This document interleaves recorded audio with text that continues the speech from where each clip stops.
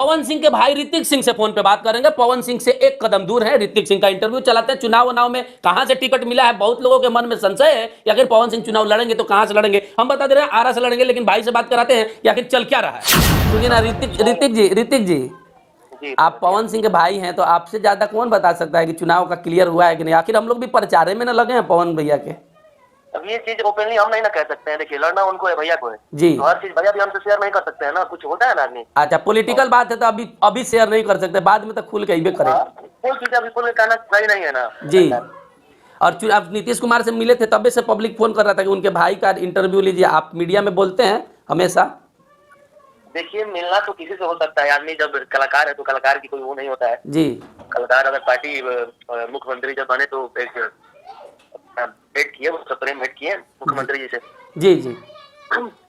तो शुरू से तो भैया बीजेपी के सपोर्ट में रहते थे, बीजेपी के ही हमको लगता है उम्मीदवार बनेंगे, और सरकार बदलते ही मुलाकात हुआ, तो इसीलिए इस मुलाकात को लोग पॉलिटिकल मुलाकात कह रहा है।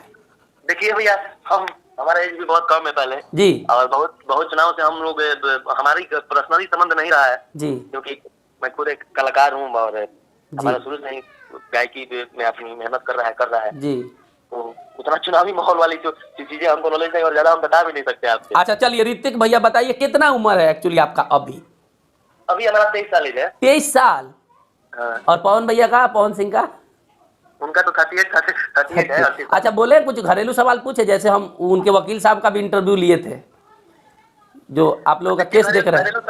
घरेलू सवाल घर में ही रहे तो ज्यादा बेटर रहता है घरेलू सवाल। अच्छा चलिए ठीक है। आपका कोई नया गाना आ रहा है कि नहीं? चलिए कोई बात, हम समझ गए आपके बात को। हम लोग जबरदस्ती कुछ भी रिकॉर्ड नहीं करते हैं, और आप लोग तो मान लीजिए बड़े आदमी हैं, आप लोगों का तो इज्जत है। अरे नहीं, अरे आपके छोटे भाई हैं, आप आशीर्वाद दीजिए।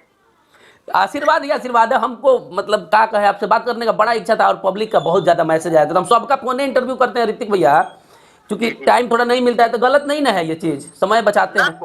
कोई बात नहीं, आदमी तो कहीं भी आदमी कहीं से कुछ भी कह सकता है, बोल सकता है, अपना बात रख सकता है। समय नहीं मिलता है, आने में जाने में मिलने में बड़ी समस्या हो जाता है। ऋतिक भैया कोई नया गाना होना आपका प्रोजेक्ट आ रहा है कि नहीं? आप ही के गाना पे बात करते हैं। छोड़िए, चुनाव जब आएगा तो देखा जाएगा। काम कर ही रहा है अभी तो, अपना होली आ रहा है। होली में आपका आ रहा है कुछ? हाँ ना, आदमी काफी टाइम से मेहनत कर रहा है जी। मेहनत के हिसाब से आदमी, पब्लिक ने प्यार भी दिया है, हर गाने को देता है जी। तो जैसे हर साल आदमी करता है काम, 30 साल की आप पवन भैया का, पवन सिंह का भी आ रहा होगा होली में, तो धमाल मचेगा। हाँ, उनका तो बात ही एक अलग रहती है। हमेशा जब भी वो आते हैं वो हमेशा अपने लहर के साथ, आंधी तूफान के साथ आते हैं। अच्छा भैया, कुछ लोग उनको बदनाम करने का लगातार साजिश कर रहे हैं, उन लोगों को कुछ बोलिएगा। नहीं, हम किसी को कुछ नहीं बोल सकते हैं। देखिए, किसी को बदनाम करने से कोई बदनाम नहीं होता है। तो मान लीजिए इतना बड़ा पहाड़ है कि वो तो टूटने वाला है नहीं, लेकिन फिर भी लोग कोशिश जरूर करते रहता है। हाँ, तो देखिए, कोशिश करने वालों को तो आदमी रोक नहीं सकता है, कहने बोलने वालों की कहाँ आदमी मुंह बंद कराए। नहीं, मौगैया जवान में उल्टा सीधा बोल रहा था तो सोचे आपसे पूछ ले।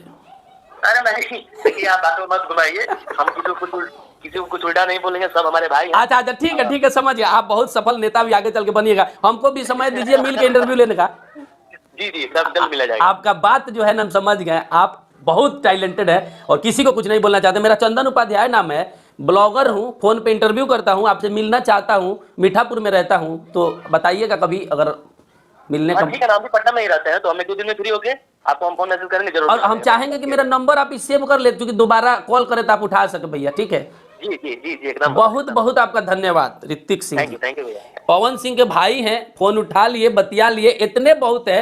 एक कदम दूर है पवन सिंह से, मात्र एक कदम। लोग कहता है ना, पवन सिंह का इंटरव्यू लेके दिखाओ। पवन सिंह के भाई का इंटरव्यू हो गया, खेसारी लाल यादव के बाप का इंटरव्यू हो गया, अब यही दोनों आदमी बाकी हैं। थोड़ा सा अपने आप में हम ग्रो करके इनके पास भी पहुंचेंगे, क्योंकि इनके पास हम इसलिए नहीं जा रहे हैं कि अभी खुद हमको ऐसा लगता है कि इनसे फोन पर बात करने लायक नहीं हुए हैं। बहुत धन्यवाद। ऋतिक सिंह हैं और पवन सिंह से भी ज्यादा होशियार हैं, किसी को कुछ नहीं बोलेंगे। हम सोचे इनसे मौगैया जवान को गाली उली दिवा देते हैं, मान लीजिए समझा बुझा के, लेकिन ना, बड़ा लोग दिमाग से मारता है। तो ठीक है, मौगैया जवान से मेरा भी कोई दुश्मनी नहीं है भाई, वो तो तुम हमको गरिया दिए थे, इसलिए हम वीडियो में हमेशा तुम्हारा नाम लेते हैं। बहुत धन्यवाद। ऋतिक सिंह है, चुनाव में पवन सिंह आ रहे हैं तो हमको बहुत खुशी है, और फिर मिलता जुलना होगा। ऑटो भाड़ा आते ही हम सबसे मिलजुल के करेंगे इंटरव्यू, तब तक फोन से काफी है। बहुत धन्यवाद।